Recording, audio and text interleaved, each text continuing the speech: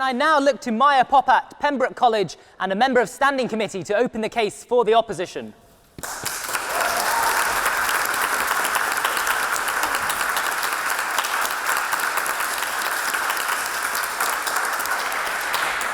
Good evening, honourable members. Firstly, I'd like to thank the President for his opportunity and the committee for working so hard throughout the term and this debate. And finally, to my close friend who supported me throughout the process, you're greatly appreciated. To begin, I will reject the motion of the House this evening on two primary grounds, one of practice and the other of intention. For it is to defeat the very notion of feminism to say that the feminist movement is or ever can be exclusive. I was particularly keen to speak on behalf of the opposition this evening because I recognise that in very many ways I am extremely privileged in terms of my education, my upbringing, and in so many other facets of life. I'm still a woman of colour in a world where women of colour do not have the same opportunities and quality of life as their white counterparts do. It would, of course, be foolish of me to claim that feminist movements have always been intersectional. My parents were exiled from their country of birth as a result of pure ignorance and racially fueled hatred. And my own experience growing up has often been tainted by the perception that I'm looking in from the outside and suffering far more than my friends around me do. But I want to remind you of this. The very process of defining a term or concept itself is violent. Defining a concept is violent in that it demarcates the other and carves out what is and what isn't. Defining a concept is violent in that it views the world through a certain lens and entrenches the implicit power structure through the reading it propagates. Derrida writes about this nicely in his analysis of how the ways we define terms are necessarily influenced and shaped by the structures that we are born and raised in. You may ask why this is relevant. What makes this piece of critical theory helpful in my argument? And it is relevant because when we debate about the feminist movement, we have the duty to ensure that we do not commit unjustified violence by defining out valuable members of the feminist movement, simply because of what we hear about. By ignoring the efforts of movements that have strived for women of a minority background, we commit definitional violence by overlooking the central tenet of the feminist movement, that all women should be equal. If we begin to term feminist movements as those that have only helped white women, we are doing an incredible disservice to those feminist movements that have sought to protect minority women. When we start to neglect and forget about those movements, we lose sight of the ultimate goal and perpetuate the very problem from which we're trying to rid ourselves. But first of all, it is my great privilege to introduce the propositional speakers for tonight's debate. Lali Vadlamani is a second-year economics and management student at Trinity. She's also Treasurer of the Union this term. Regularly, these introductions are witty and sometimes offensive, but I'm not particularly witty, so I'm not going to go down that route. But I am fascinated to have heard Lali's speech about white feminism, particularly as I've been told that one of her feminist icons is Margaret Thatcher. So, but in all honesty, jokes aside, and of course in the spirit of feminism, Lali is one of the bravest, kindest, most intelligent, and most ambitious people I've met at Oxford. I feel honoured to have been able to work with you in making the union girl again, and wish you all the best of luck tomorrow in your election. Baroness McGregor-Smith is the only female CEO in the FTSE 250 when she took over Mighty Group in 2007. She has led the way for women of colour in the business world and actually grew up in the same area of London as I did, inspiring me and many other women of our background that you are not defined by anything other than your own hard work and determination. Mina Salami is a journalist who has been dedicated in inspiring and educating people on African feminist issues, particularly through her award-winning blog, Miss Afropolitan. She too is incredibly qualified and successful in her work, and has won many awards, being named one of Nigeria's 100 most influential women. You are a force behind the fight for BME rights, and I look forward to hearing from the rest of the proposition this evening. Mr. President, these are your speakers, and they are most welcome.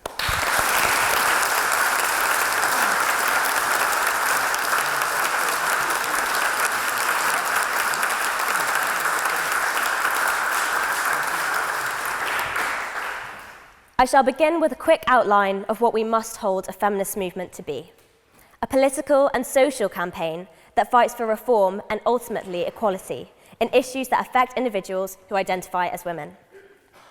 Of course, every woman across the world from all walks of life have entirely different needs and different areas of their lives that need to be addressed and rectified in order to go some way to achieving equality with their male counterparts. And this is how we can justify movements that focus on specific cross-sections of society. I would like to stress at this juncture that the question cannot be discussed in purely ethnic terms. Disabled women, LGBTQ+ women, or women of different religious backgrounds, to name only a few groups, must be protected and empowered by the feminist movement as much as anyone else. In this country, we have achieved much in the way of gender equality, as is exemplified in this very room tonight.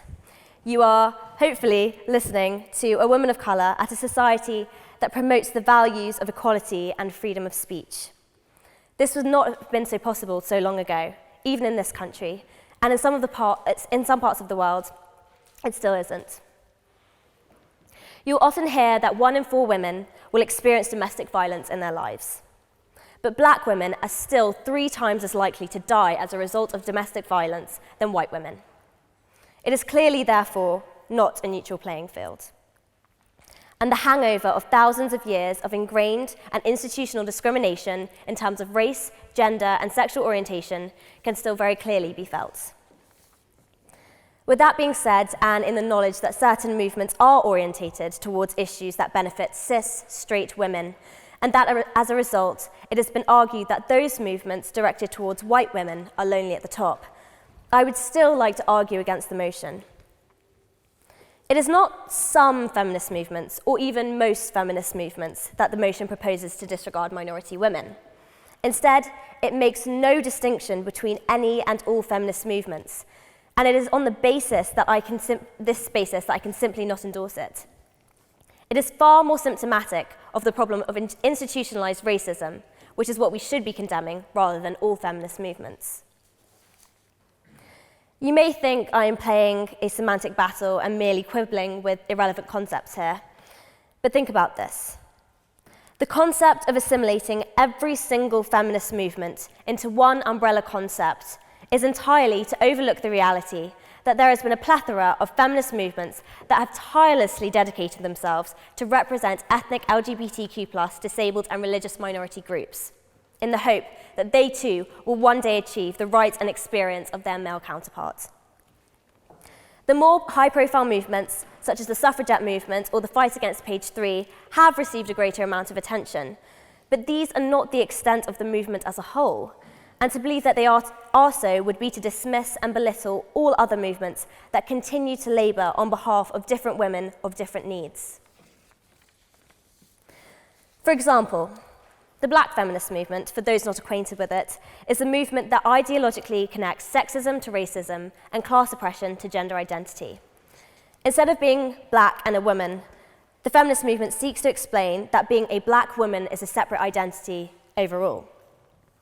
Not only does this allow feminism to reassess and target more realistically the issues at stake, but it is at the very epitome of what intersectionality stands for. Multiracial feminism also has been able to influence the lives of many by assimilating the notions of race and gender and a whole host of other movements that has been cropping up since the end of the 20th century and continues to do so today. Rather than being marginalized and ignored, these movements and the traction they have gained in the mainstream politics and media indicates that the future is, in fact, very bright for feminist movements and intersectionality. Another great example of a feminist movement making incredible progress is the fact that now in many schools in the UK and US, the stunning memoir of the experiences of Azar Nafisi in Reading Lolita in Tehran is a set text. It's not just of Mice and Men and The Great Gatsby, but a gripping, truthful, and honest story about a woman's life during the revolution in Iran. That development is amazing, and I want to be able to appreciate it. I want us to appreciate projects like the Solange Project that you may not necessarily hear about regularly, but they're the feminist movements being led by minority women, and we shouldn't forget them, which is exactly what this motion does. We also must remember that the history of social movements was written with the ethos of gradualism and a narrative that stretches across centuries. It may be true that what we've seen so far of feminism is not good enough, and that I am perfectly happy to admit. But the question is not one about what feminism looks like or appears to be today. It is instead about its character, its essence, and what it strives to be. Feminism fights for the autonomy of my body and of yours. It fights for women like me who look a certain way and women like you who may look a bit different. It respects the freedom and choice of every single woman worldwide.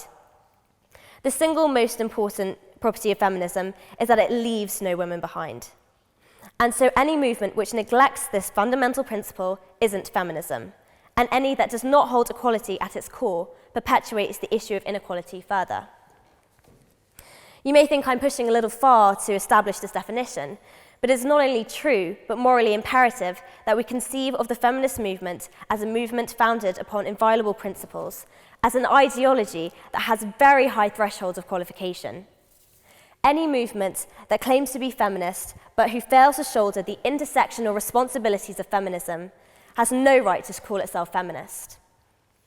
If this means that there are a lot of so-called movements we observe out there not to be classified as feminist any longer, then so be it.